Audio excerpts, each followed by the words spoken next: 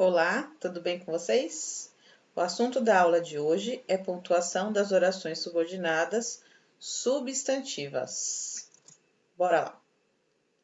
Antes da gente chegar nas atividades do livro, na explicação que está no livro, eu vou convidá-los a pensar um pouquinho, tá? Bom, quais são as classificações das orações subordinadas substantivas? Temos aqui, olha, ela pode ser subjetiva, porque quando ela exercer a função de sujeito. Objetiva direta, quando ela exercer a função de objeto direto. Objetiva indireta, quando ela exercer a função de objeto indireto. Completiva nominal, quando ela exercer a função de complemento nominal. Predicativa, quando ela exercer a função de predicativo. E apositiva, quando ela exercer a função de aposto. Então, nessa aula, a gente vai ver a regra, de pontuação. Lembra que lá nas subordinadas a gente tinha, subordinadas não, as coordenativas a gente tinha lá a posição das vírgulas, quando tem vírgula, quando não usa vírgula. No caso dessas subordinadas substantivas, o que a gente tem que entender? Exatamente o que eu acabei de explicar para vocês, a função. Entendeu a função? A gente para e pensa. Mesmo sendo um período, ele exerce a função, desses termos, Então, por exemplo, a gente separa o sujeito do predicado por vírgula? Não. Então, a gente nunca vai usar uma pontuação para separar esse período composto aí, essa oração subordinada da oração principal. Não vai fazer sentido, porque mesmo no período simples, a gente não usaria, a gente não separaria. O objeto direto, a gente separa por vírgula ou usa alguma pontuação para separar? Também não. Então, na oração subordinada também não vamos usar.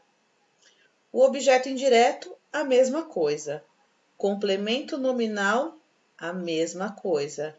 E o predicativo, a mesma coisa.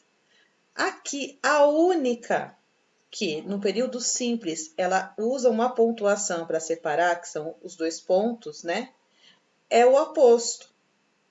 Então, é a única pontuação no período, na oração subordinada substantiva. Então, vamos ao que interessa. Página 24. Leia a seguir o trecho de um texto informativo sobre uma das maiores qualidades do detetive Sherlock Holmes, que vocês tanto adoram. Grande observador. Ao ser apresentado a alguém, Holmes disse coisas como: prazer em conhecê-lo. Percebo que o senhor é maçom, canhoto, viúvo, serviu na marinha e esteve hospitalizado há pouco tempo. Meu Deus, já pensou? Se eu for apresentado ao Sherlock Holmes, ele vai falar assim: você é professora, casada, tem 2 filhos, surtada, ele vai fazer todas as minhas características, será? Os poderes de dedução de Sherlock Holmes mostram alguém que, ao contrário do estereótipo de intelectual erudito, dependente dos livros, conhece o comportamento humano e os hábitos sociais dos seus contemporâneos. O modo de usar uma roupa, de se barbear, de dar corda no relógio e hábitos relativos à alimentação, fumo, bebida, meios de transporte, tudo isso são saberes do cotidiano, que o detetive domina como ninguém e percebe num relance de olhos. Outra façanha dedutiva habitual de Sherlock Holmes é adivinhar os pensamentos de Watson, apenas observando uma sucessão de pequenos gestos que ele faz, distraído. Conan Doyle copiou esse truque no Cavaleiro Dupin, o detetive criado em 1841 por Edgar Allan Poe. Ele nunca escondeu sua admiração pelo autor norte-americano, considerado o criador das histórias de detetive. Os poderes de observação de Holmes foram inspirados também no médico Joseph Bell, que foi professor de Conan Doyle. Curiosamente, são um tipo de dedução que se esperaria ver no Dr. Watson. Um médico e um detetive têm um método parecido de raciocinar. Ambos trabalham observando o cruzamento e cruzando pistas, eliminando possibilidades, propondo e testando hipóteses até localizar a origem do problema. Então, esse texto aqui é de Braulio Tavares, Sherlock, o primeiro detetive, Carta à Educação, São Paulo, Editora Confiança. Bom, qual característica de Sherlock Holmes esse trecho destaca? Então, interpretação aí do que a gente acabou de ler. B. De acordo com o texto, o que Sherlock Holmes, diferente dos demais intelectuais, o que Sherlock Holmes faz diferente, né? O que faz de Sherlock Holmes diferente dos demais intelectuais eruditos? Tá tão ruim de ler que eu tô... 2. Leia a frase a seguir atentamente para o termo em destaque.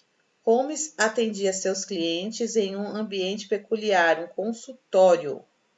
Um detetive que atendia num consultório. Letra A. Como esse período é classificado, simples ou composto? Então, o que a gente tem que analisar aqui? Se ele tem, quantos verbos ele tem, se ele tiver mais que um, composto, se tiver um só, simples. Qual a função sintática do termo em destaque? Qual é a função desse termo que está em destaque? Qual sinal de pontuação foi empregado nesse período? Tem um sinal de pontuação aqui. Letra D.